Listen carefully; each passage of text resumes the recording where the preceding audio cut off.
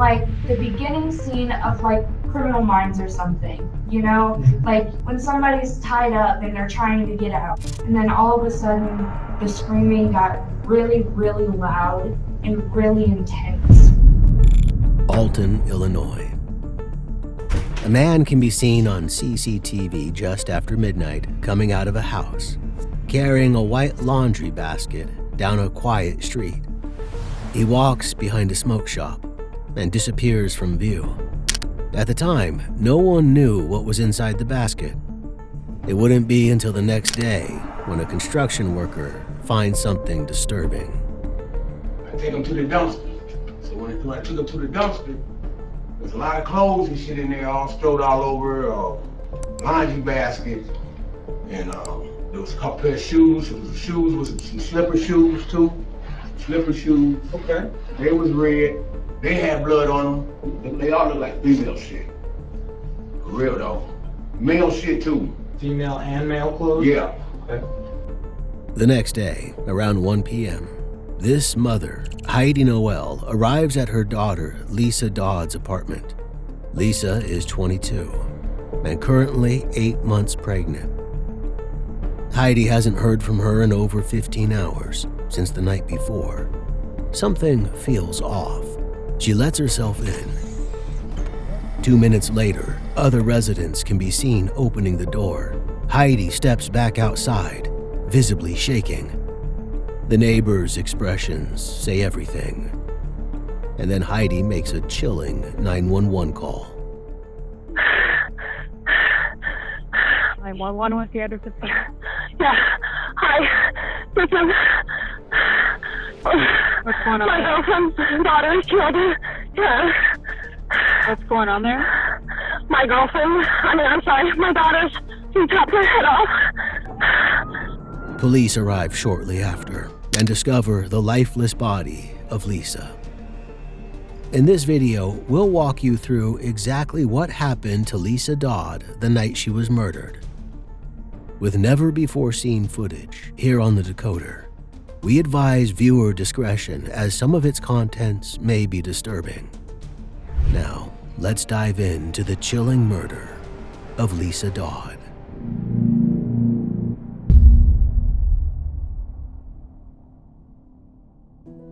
Liese was living in Alton, Madison County, in Illinois, a suburb of St. Louis, in which she was born. Though it has a far higher crime rate than that of Illinois as a whole, it's where she felt at home, and the residents of this quiet street feel the same. In this surveillance footage, they can be seen taking the trash out, going to work, and carrying out other errands. But all that is about to change. Further up the road, there's construction work going on. Trash from the construction site, like bits of drywall, are going in a large red dumpster parked on the street outside. And on the morning of June 9th, one man carrying old drywall out discovers something in the dumpster that shouldn't be there. This is what the knife looked like. Down like that. Okay. That short, with teeth on that mother. So like a paring knife? Like with teeth on it, like you cut meat. Like serrated? Yeah. Okay. Like that. That's what the knife looked like. Just Was like the handle longer than the blade, or was the... No, it was short, about like this. About... Yeah, like that. Yeah, that long. And when you picked up the knife, did you pick it up by the blade? Did you pick it up by the handle? Pick it up by the blade. I mean by the handle. By the handle. Through that mother. I got you. There's oh shit, blood on it. That. Was the blood on the handle? Was it on the blade? Was it covered in it? Well, I was it dripping? It was on the blade. It was on the blade? Yeah. The contractor knows something isn't right about this scene, and he wants to get as far away from it as possible. This is the first sign that this June 9th isn't going to be as ordinary a summer day as the local residents first thought. I got a message from her last night. What time did you last hear from her? It was like 9:05 or so. I had sent her a text, and she said they were talking. And then I tried again at 10, and she didn't answer. And then I tried this morning 2 times, and she didn't answer. And so then I came over here because she usually answers. Okay. So last time you talked to her was last night when she sent your text message, right? Yes. Okay. The officers are coming. They'll be there. I know. Okay. I know. Okay. Okay. Hi. First responders are dispatched at 12:59 p.m., and they arrive to find Heidi still sitting on the steps, crying.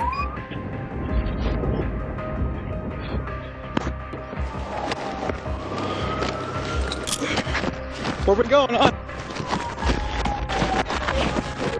Apartment 4. Is anybody else here? No, I didn't see You have a key to get in? Right here. This one. Do you have the key? Oh, I'm sorry. She gives them the code to enter the apartment building, and though they know what they're going to find, it never gets any easier. Evan, watch the rear. Lisa's apartment is on the second floor. The door is unlocked. Oh, please, Bobby, if you're here, make yourself known. They discover her body in her bedroom. At least they think it's her body. Her head appears to be wrapped in a towel like a turban, but underneath the turban, her head is gone. It's been cut off. She wasn't kidding. Can we go sit on these front porch steps, though? Okay. Well, I don't want to bother those people. You know what? I'll tell them. My car. I'll tell them to go away. Okay. It's okay. Well, I just. Sir. Apartment 4 upstairs to the right. Oh my God. Here, let's Oh God, please, oh I didn't listen. take some big deep breaths for me, okay? And then I touched her, and she was cold, and so then I wanted to make sure that he just strangled her. And then there wasn't a head. Please find her head. No one else is in the apartment. There's no sign of a murder weapon, and there's no sign of Lisa's head either. Her killer must have disposed of it elsewhere. Not only has Liese been murdered, but her body has been desecrated. And this peaceful neighborhood has been torn apart. They let us know that somebody was found dead next door. To have to lose a child that way, and that baby is an extension of her mother and the rest of her family, so they lost a child as well. They lost 2. So how did we get here? What happened to lead this young woman who had her whole life ahead of her and was soon to be a mother to such a horrible end? To understand how this crime unfolded, we'll need to go back 24 hours. We find Liese just living her life, looking forward to her future ahead. Here she is on her porch at just before 2 p.m. on June 8th, scrolling on her phone and looking out at the lawn. In 10 hours, she'll be dead. Liese Dodd was born in Alton, Madison County on August 14, 1999. She was a bright and enthusiastic child with a particular love for animals. For her 10th birthday, instead of receiving presents, she opted to organize a fundraiser for Riverbend Humane Society, a local no-kill animal shelter in Jerseyville. She continued to have a caring attitude throughout her teenage years. She graduated from Jersey Community High School in 2017 and started to work at Dairy Queen, where customers remember her as a vibrant and friendly server. But she wasn't just in it because she enjoyed socializing with her customers. She was saving up to realize her ambitions of going into the medical field, like her mom before her. In June 2022, she was also 8 months pregnant. The baby was going to be a girl. I had just sent out invitations prior Saturday for the baby shower. We were just excited and kind of gathering the items you need to have a baby. Liese hadn't yet decided on a name for her baby. The family were just calling it Baby Bean, and they were looking forward to the birth and everything that would come afterwards. She was just a loving soul, just a beautiful soul. And I just wish she would have known how loved she was. You know, that she wouldn't have ever been alone, that she could have gotten out of this relationship and had a full life. Liese was in an on-again, off-again relationship with a man named DeAndre Holloway, another Illinois native. DeAndre is the same age as Liese. It's unclear how they met, but they've been seeing each other for a while, nearly 2 years. DeAndre also has some issues.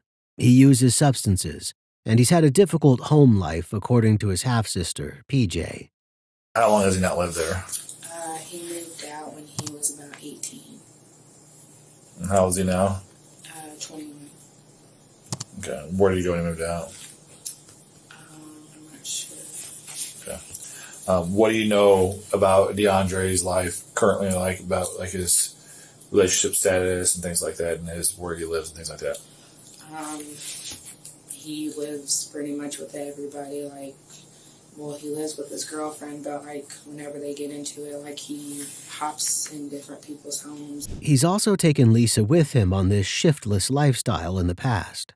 At one point, according to her old boss at Dairy Queen, the couple were homeless, living in a tent by Lake Litchfield. I think she was making up a story, and then she finally did tell me that she had some problems with her boyfriend, was hitting her, and they were actually homeless and were living out at the campground at the lake. At the start of 2022, they'd moved into the apartment building in Alton, but things weren't going well between the couple. She had a lot of personal problems with a boyfriend, a lot of calling off. She had a lot of black eyes when she would come in. When she first started, she would make excuses that her dog had jumped up and hit her and caused her black eyes. She was constantly running late, like for personal reasons. Always something coming up. She had a lot of black eyes, a lot of bruising on her arms, like where you could see, like maybe grabbing. Okay. That kind of thing. Lisa's boss once even witnessed one of these altercations. What specifically did you see when the day you actually witnessed her being battered? What did you see? A punch in the face. You saw Mr. Holloway punch her? Face, okay. Yeah. So were they in the car when that happened, or were they outside the car? No, they were in the car, and we have cameras on the back of the building. We actually tried to roll the cameras back, but they're not very good definition, so we weren't able to actually see it. Okay. Yeah. And was he in the driver's seat? Yes, he was. Okay. And did she return to work after that happened? She did. And did you see any? Did she have any visible injuries on that occasion? Her face was red. Okay. And did she say anything, or was she confronted about that? I asked her about it, and she said they had gotten in an argument. Eventually, after the excuses about the dog and things like that stopped, she was honest about it and just said that they were always arguing and fighting, and then they would make up and it would happen again. Okay. Did she, like specifically that day when she was struck, was there any conversation like after the fact when she comes back into work about the police or? I wanted to call the police, and she did not want to do that. Okay. On one occasion, in July 2021, Liese landed in the hospital after DeAndre apparently broke her nose and gave her 2 black eyes. They'd also been seen arguing on the street in the past. And following one such argument, a witness saw DeAndre punching himself in the face, as if to punish himself. It got bad to the extent that in September 2021, she texted her boss. My boyfriend beat me again, and I had to go to my mom's. They're wanting me to stay in a safe place because he's threatened before to harm us. Is there any way I could get my shift for tomorrow covered until things settle down a little? I can work the rest of the week. We're just trying to make place to stay safe. This didn't last, however. Liese and DeAndre were back together soon enough. In May, DeAndre introduced Liese to his half-sister, PJ. According to her, DeAndre was the father of Lisa's baby. So you can tell she's pregnant? Yes. And I know this is a dumb question. Did he say that it was his? Yes. They both did, yeah. And whenever they fight, what does he do? Like, where does he go? He just takes off, and nobody knows where he goes. Do you know that they fight a lot before? Or? Yeah. How do you know that? He told me. He'd been texting a friend about his poor mental state. On June 5th, just after midnight, he wrote, "I feel like it's all the emotions I've ever put to the side just coming out now at once for real. My cup filled up and now it's got to spill over. I don't know how to healthily let out emotions without snapping or crying because I'm too pissed to talk." He also wrote, "I've always had to be the man even when I was a kid and was always put in grown man situations with so much pressure on me, and even to this day still. He sounds like a man close to his breaking point." And on Tuesday, June 7th, DeAndre went missing.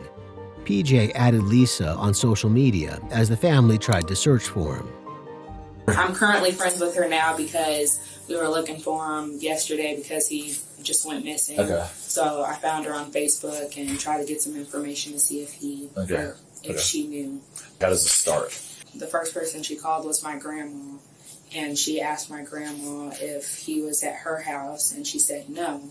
And the girlfriend said that he didn't come home Tuesday night into Wednesday, and she was looking for him and stuff, and she thought that he may have went to my grandma's house. So my grandma called me and asked if he was up there or if I heard from him. Liese came home from work on Tuesday to find that DeAndre wasn't there. He hadn't said anything about when or if he'd be home. Liese, pregnant nearly to full term and with a lot on her plate, was understandably stressed out. She texted her mom about it at around 9 p.m. on June 7th. She wrote, "You think he'd just leave like this?" fretting that he'd taken some clothes with him and that he deliberately left, never to return. "I think I got left." Heidi tried to comfort her, looking for a silver lining in the situation. She'd been concerned about her daughter's relationship for some time now, and this seemed like maybe a blessing in disguise. "If this is how it's meant to happen, at least it was nonviolent," she wrote. And, "You've been set free." Liese replied. "I'm not seeing it that way yet." Heidi asked, did he talk about anything going on he wanted to go to? But Liese had no answers. She just replied, "No, we just had a weird day." and said that she'd reacted badly to him that day. Her mom dug for more information, and Liese said, "I broke a razor down and cut my leg because I told him I was just gonna kill myself." "Why were you going to kill yourself?" her mom asked. This calm response possibly indicating it wasn't the first time she'd heard something like this from her daughter. Liese told her, "Because I just can't get it right." If DeAndre had been spiraling, then clearly so had Liese. The relationship was a powder keg waiting to explode. But in the end, Heidi convinced her that stressing out wouldn't help her or her baby. Eventually, Liese went to bed, but not before taking her car out on a half-hour nighttime drive at 1:39 a.m., too anxious to sleep. The next morning, at 7:06 a.m., she texted her mom, still no. DeAndre still hadn't come home.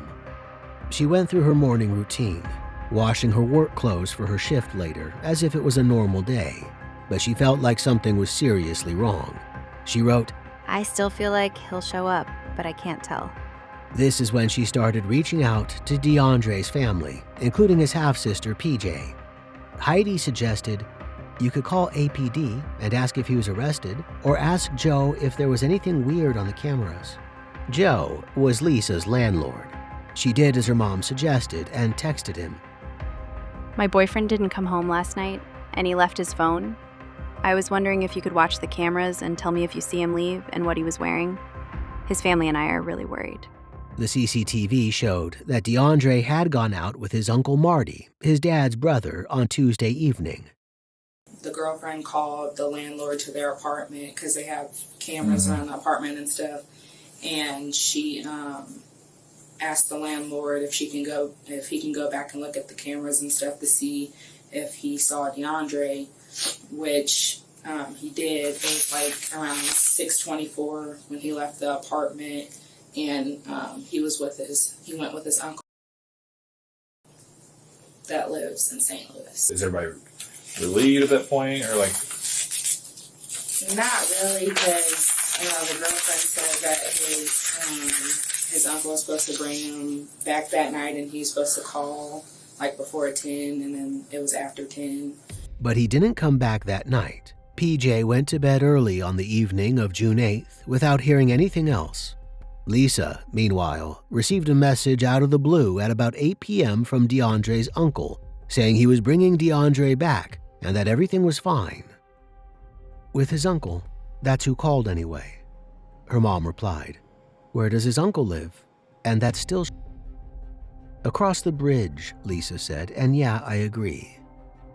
Heidi wasn't happy about the way her heavily pregnant daughter was being treated. She didn't trust DeAndre at all. She told Liese, "And of course it's your fault. That. And you better be careful so he doesn't give you something that Bean will catch." Ignoring this advice, Liese went to pick DeAndre up. They could be seen here on CCTV arriving back at their apartment at 9:11 p.m. While in the car, Liese texted her mom, "I'm trying to figure it out." This was the last text she'd ever send, and this CCTV image is the last time she'd ever be pictured. At 10:49 p.m., Heidi texted, "You okay?" and received no reply. By then, Liese was already dead. Over the next few hours of CCTV, various neighbors come and go. Neither Liese nor DeAndre are seen again. Until 11:57 p.m., when DeAndre comes out. He's carrying a white laundry basket. He comes to stand next to Liese's car without getting inside, suggesting he's forgotten the keys. He's changed his clothes, and he's now wearing dark shoes and a face covering. He goes back inside and comes out again a few minutes later, again carrying the laundry basket. He walks out of frame and towards a nearby smoke shop, around the back of which is a dumpster. CCTV from a local business displays the rest. At 1 minute past midnight, we can see the white laundry basket being thrown into the dumpster alongside some clothes. This laundry basket, as the police will later discover, contains Liese's head. 2 hours later, her car is missing from the parking lot. DeAndre has gone to his mother's house. And then my sister said around 2:30 in the morning that he's like banging on the door and stuff, and he's like pacing and like acting nervous. Where? At my house. This morning? Yeah, this morning Okay. at 2:30. PJ finds him in the bathroom at around 10 a.m. the next morning, June 9th, 3 hours before Liese's mom will discover her daughter's body. I seen my grandma stand in the doorway to the bathroom, and I looked, and I'm like, oh, there's Dee. And then he was cutting his hair off and stuff, and I asked him why he was cutting his hair off, and he just said a fresh start. Okay. And what's his demeanor like? He was like nervous, like you can tell he was like really nervous. Just your personal opinion, why do you think he's cutting his hair off? Got in trouble. DeAndre hasn't cut his hair in 2 years, and he's proud of his dreadlocks. Why would he be cutting his hair off today of all days? He asks his mom if he can take a shower and have some clothes. She gives him a change of clothes, including a pair of gray sweatpants. Clothes that he had on, he took them outside for some reason, and he set it by the sidewalk, and then he comes back in, and then he was... Did you see him take those clothes off? Yes. So is that why because you said he didn't have a shirt to wear. So when do you see him take the clothes off? He had a hoodie on and some pants, and then he took his shirt off, or his hoodie off when he was cutting his hair, I guess, because it was already off. Mm-hmm. And then he still had the pants on and stuff, and the hoodie was on the bathroom floor. And then that's when he gets out and asks your mom for clothes? Yeah. And then he didn't have a shirt on, obviously? Because he didn't want to put the same clothes back on. Okay, what were those clothes? I know it was a bucket hat. I think it was like blue. You didn't see anything about a hat. He had a hat on? Yeah. Okay. Sorry. It's okay. He had like a bucket hat on. I think it was like blue or something. Anything about the hoodie that you recognize? No. What about the shirt he had on? No. So when he gets to the shower, those clothes are all in the bathroom? Yeah. And then that's when he gets the gray pants from your mom, and does he ask you for a shirt? No, I just gave him one. Because he knew. Yeah. So then what does he do with the clothes? After he got off the shower, he took them outside, put them by the sidewalk where our trash can was. And then he comes back in the house, chats for a little bit and stuff. And then my grandma was cooking breakfast, and she asked him if he wanted a plate. And he said, yeah. And then that's when he went back outside. And then I guess the clothes that he had on the sidewalk, he put them in the trash, which they're in there now. PJ was asleep when DeAndre came home that night at around 2:30 a.m., but her sister was awake. She said that when he was banging on the door and stuff, it scared her, and she was asleep in the living room watching Netflix when I sleep. But she was awake. You 4 girls there then sister, mom, grandma all there overnight? It was me, my mom, sister, grandma, yes. Yeah. She said that she hears like really loud banging and stuff, and then she looks out, and she said she seen D, and then when she opened the door, she looked in the parkway, in the parking lot thing, in our driveway, and then she said that she seen a black car, and his girlfriend drives a black car. It seems strange to DeAndre's family that he showed up driving his girlfriend's car without his girlfriend. And the suspicious signs don't end there. His grandmother notices he's got other items of Lisa's property. He had I don't even know what his girlfriend's name is. Okay. But anyhow, he had gave me her ID in the debit card. Okay. And I said, well, why you got her debit card? Yeah. And license, you know. And I said, now she out there driving, and then she thinks she got her license, and you got it. Then this morning, he gave me 2 keys. Okay. And I said, well, where you get these keys from? And he said he found them on the ground. But he didn't say where he found them on the ground. And I said, well, give it here. I said, then I can get in touch with her. Okay. And you want to put that stuff in there? I'm getting it back now? This here? Yeah. Is that yours? No, but I'm going to try. Right. I'm going to try to get it to her. Okay, that's what I'll do. I'll take care of it. You sure now? Yeah. The keys too? Yeah. All right. Thank you. All right. Okay. Did he tell you what those keys were for? He just told me he found them. Gave it to me. What did he say to you when you asked him why he had that stuff? He didn't get an answer? Just look like he's in a daze or something. DeAndre doesn't have an answer as to why he'd have Lisa's possessions. And at around midday, he leaves the house without any real word about where he's going. He said, I'm going to cut some grass. And so she asked him, where was he going to cut grass? And he just said he's going to cut grass. Okay. And he left on foot? He left on foot. It seems like DeAndre has been trying to cover his tracks.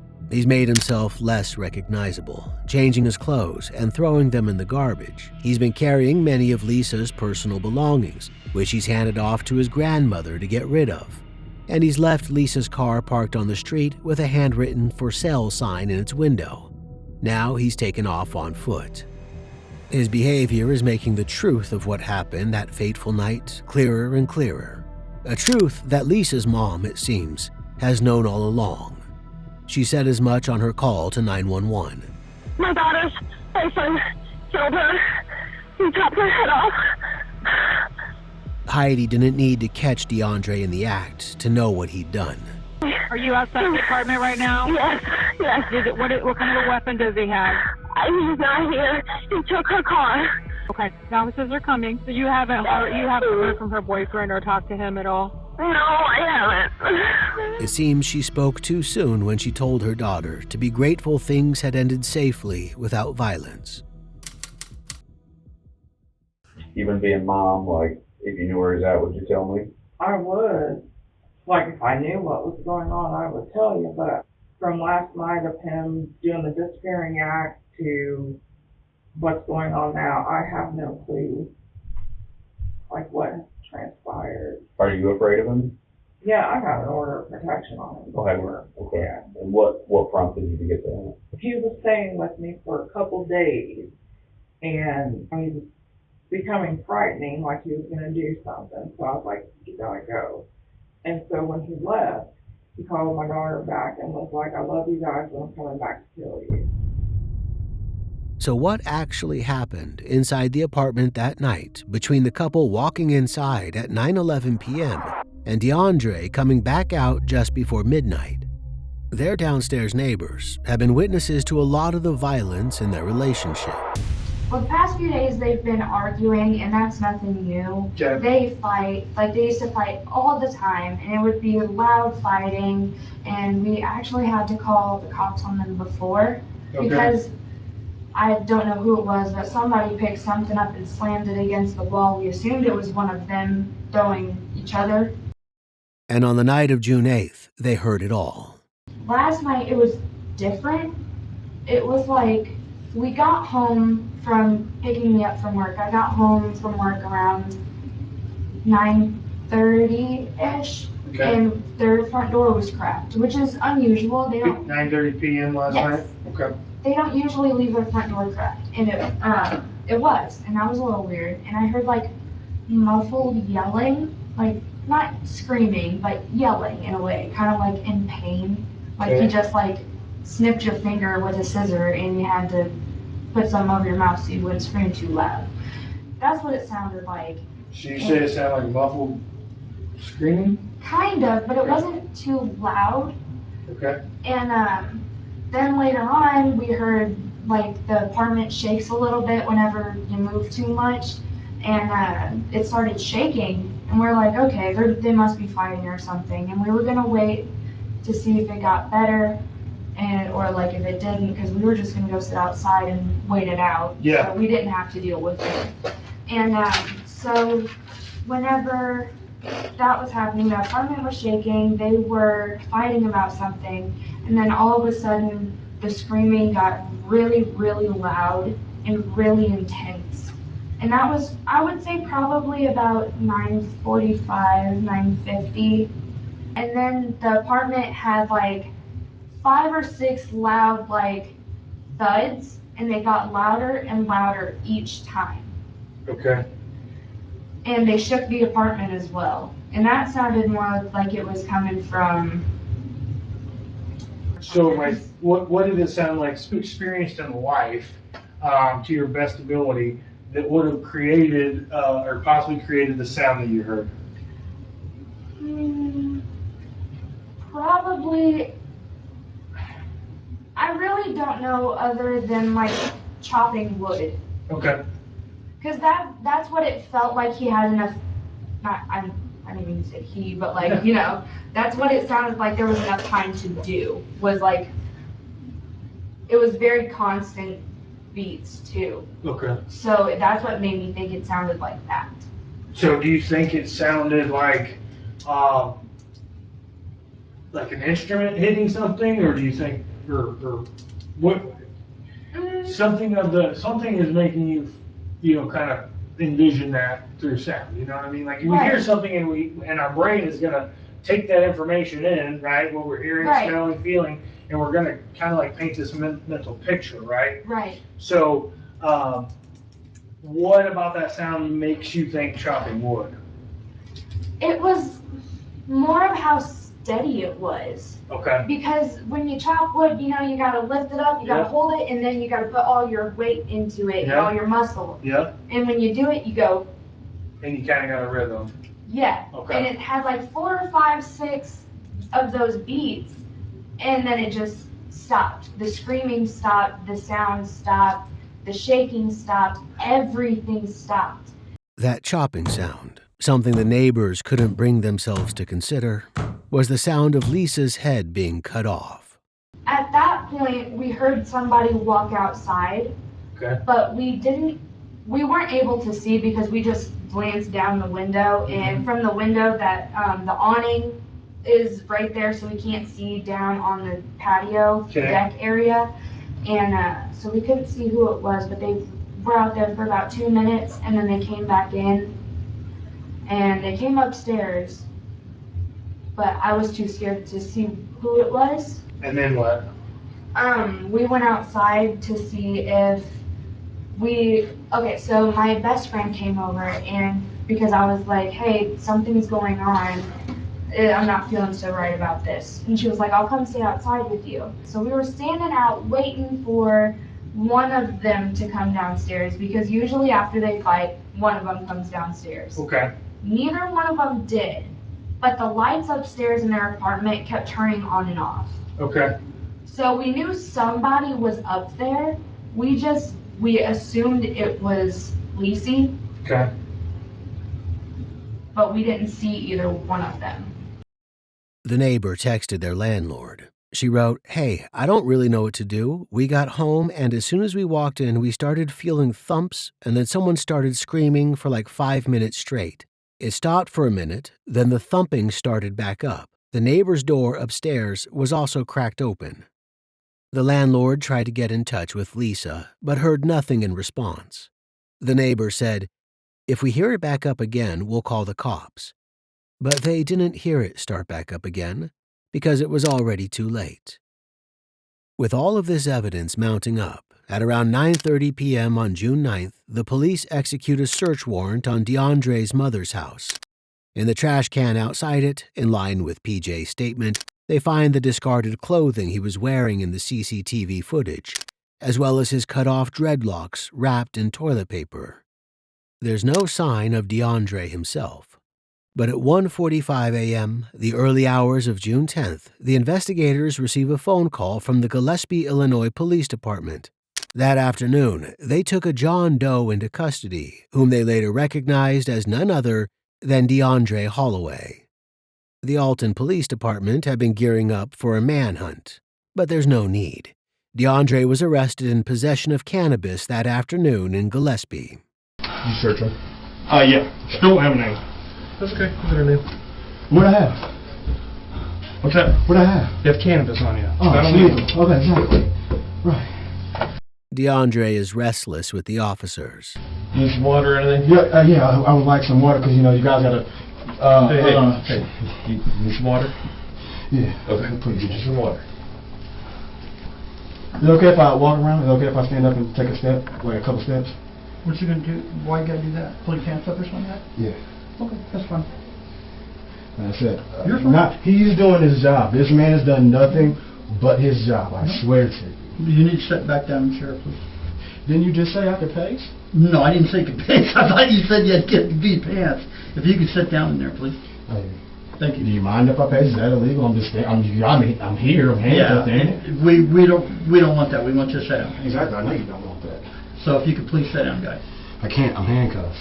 Yeah, you can. You sit down. I literally can't do it. I'm handcuffed. You need to sit down. Why are you guys scared of me for what? I'm not scared. You need to sit down. How? If I'm literally sitting here pacing handcuffed, I can't do shit. He searched me.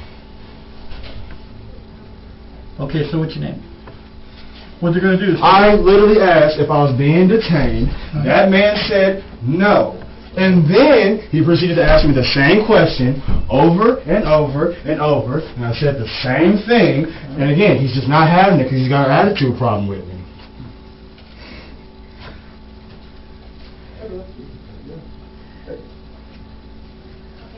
I got an attitude problem too. I know I got one. That's why I'm not sitting down. But you know I could make you sit down, so I'm not. Do it. What did I just say? Do it. Sit me down. I said I could. Do it. I'm not going to do it. Because you're scared. Exactly. I'm handcuffed. Scared for what? Do it. You know, guy, we're not going to get into this. Oh, thank you. I appreciate it. Well, weren't you just being mean to me though? I'm not being mean to you. I said you're pacing back and forth, and you said, well, set me down. And I said I could if I wanted to, but I don't want to.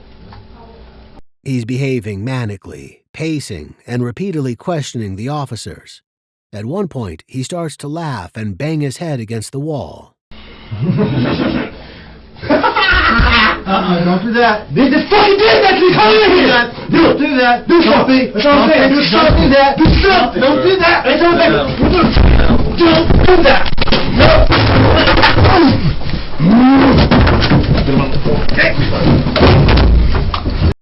The cops take drastic measures to restrain him from hurting himself. They keep him on the floor as he assures them he's going to get out. Just have my folks will come get me out. Well, we don't know your name, so... Exactly, but my folks will be there to get me out. Who's your folks? I know you're Don't worry about it. He still refuses to tell them who he is. But it doesn't matter. The investigators from Alton come to arrest him on suspicion of Liese's murder. They carry out a warrant for DNA, fingerprints, and other samples. And at around midday the next day, June 10th, nearly 24 hours since the discovery of Liese's body, the investigators sit down with DeAndre for an interview. But DeAndre's not talking. He refuses to give them any information, even his name, which they already know. He just keeps saying he wants to go to work, though it's not clear if he's actually employed. He also says he's dissociated and that he's once been prescribed medication by a doctor.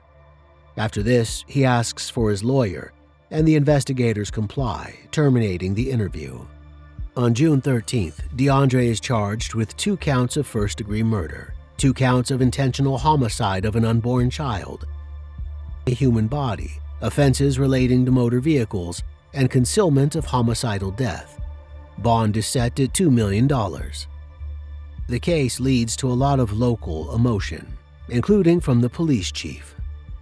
What happened to 22-year-old Liese Dodd, who had just moved to this place in Alton, is beyond irreprehensible.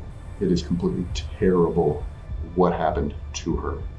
Her unborn child was also killed as a result of this. DeAndre's family, however, entreat the public to take the nuances of his circumstances into account. His stepfather, Chris Hawk, takes to YouTube to talk about it on June 16th. I never thought I would be recording a video like this. First of all, I want to offer my condolences to the Dodd family. I cannot imagine what you must be going through. I'm not going to deny that what happened was an extreme act of evil. It was. I don't know how else to explain it. It was an act of evil. I don't know if there's a word that describes it. And over here we are ashamed. His mom, his sister, we're all shocked. We knew he was capable of violence, but we never saw this. We've been trying to get help for him for at least 3 years. But as far as longer term mental care,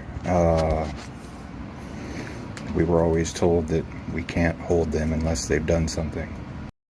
He doesn't deny the horror of what DeAndre's done, but he attributes DeAndre's actions to his mental state, something his family has been trying to do something about for years, but he says the system wouldn't let them.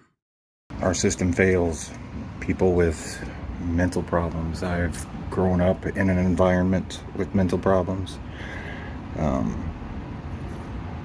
and people are kind of left on their own. It's a tragic situation. This is the D that we knew.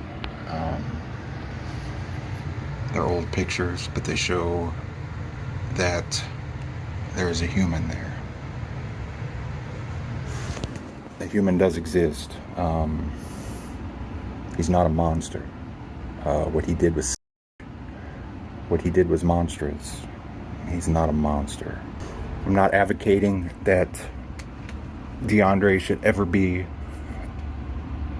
allowed to enter civilized society again. I mean, he's obviously crossed the line there. I'm not advocating anything like that. I'm just saying there's a human being here, and it's tragic. It's tragic what mental illness has done to him. These are the early days of the case, when DeAndre's only just been charged, and he's not doing well in jail. He's been refusing to come out of his cell and making threats to corrections officers. These included saying, "I will cut off your head." He refuses to attend his virtual court appointment on June 14th, and officers forcibly restrain him to bring him to court. These issues remain in his case. He's found mentally unfit to stand trial and undergoes treatment at a state institution until he regains competency to face the charges. At the same time, the Illinois Supreme Court rules that an unborn child cannot be considered a second murder victim for the purpose of seeking a life sentence. This impacts the sentence that can be sought in DeAndre's case. But in January 2024, he enters a guilty plea. On January 17, 2025, he is sentenced to 60 years in prison. This includes 30 years on the murder charge, 20 on the homicide charge, and 10 on the concealment charge to be served consecutively. He'll have to serve at least 52 years before he's eligible to be released. There remain no real answers as to why he killed Liese, though there's plenty of speculation out there. Jealous that she was having another man's baby, snapping under the stress of a failing relationship, or just finally going too far in a continued pattern of violence? We'll never know the truth. Lisa's family, meanwhile, continues to mourn.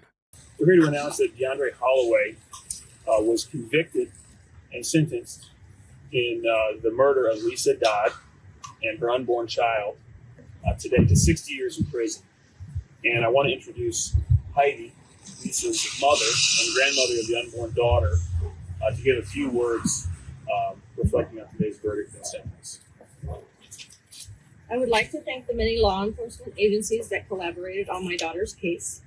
A special thank you to Officer Wimmersberg of the Alton Police Department for his excellent work on this case. I am forever grateful for your time and wisdom. This is a tragic outcome of a 2-year on and off again domestic violence relationship. This didn't have to end this way. My daughter should be here raising her toddler instead of being a casualty of domestic violence. If you have a mental instability or mental illness, seek treatment and be consistent with your treatment. Understand that your condition or illness will not keep you from being held accountable for the crimes you commit. If you are in a domestic violence relationship, if someone is emotionally, mentally, or physically abusing you, make a safe plan to leave that relationship. If they continually disrespect your boundaries, make demeaning comments, and control your every movement, this is abuse. Find the resolve to leave that relationship. If someone threatens to end your life, believe them. If they can say it, think it, and talk about it, they can carry out the threat. Reach out to your local, regional, or national resources that are available to assist you in making a safe plan to leave. Your life depends on it. It isn't easy, and it may be one of the hardest things you do, but your life is important, and you are worthy and deserve a life free from abuse. I want to say that you don't often see the kind of strength that the family of Liese has exhibited in this case. Incredible strength, incredible grace in the courtroom today with her statements to the defendant who lived the life of her daughter and granddaughter, and who over years, as she said, had abused them, and is now going to face decades in prison for the crime of murder for 2 lives, not just one, the mother and the unborn child. And I just want to commend the family to say that it's very inspirational to see the kind of strength that you've shown, and I'm sure that everyone in the courtroom experienced the same thing. But I also want to say this case has a deep meaning, I think, to every mother, and there were aspects of this case related to the unborn child who died that were extremely moving. One in which, Lisa's last act, her hand was resting on a book about pregnancy. So her last thought was probably about her unborn child. And so there's a beauty there in those last moments. And I think that she's with us now. Her mom wrote to their GoFundMe page, "This sentence brings some resolution to a heinous crime. No sentence or amount of time will bring my daughter or granddaughter back, but this sentence should ensure he's not able to hurt anyone else. As I mentioned in the previous update, any donations received will be donated to our local domestic violence resource. The GoFundMe has made $16,000 so far." And as we end this story, we leave you with a poem Liese once shared on her Facebook page. After a while, you learn the subtle difference between holding a hand and chaining a soul. And you learn that love doesn't mean leaning, and company doesn't mean security. And you begin to learn that kisses aren't contracts, and presents aren't promises. And you begin to accept your defeats with your head up and your eyes open, with the grace of a woman, not the grief of a child. And you learn to build all your roads on today, because tomorrow's ground is too uncertain for plans, and futures have a way of falling down in mid-flight. After a while, you learn that even sunshine burns if you get too much, so you plant your own garden and decorate your own soul, instead of waiting for someone to bring you flowers. And you learn that you really can endure, that you really are strong, and you really do have worth. And you learn and learn. With every goodbye, you learn. Find me.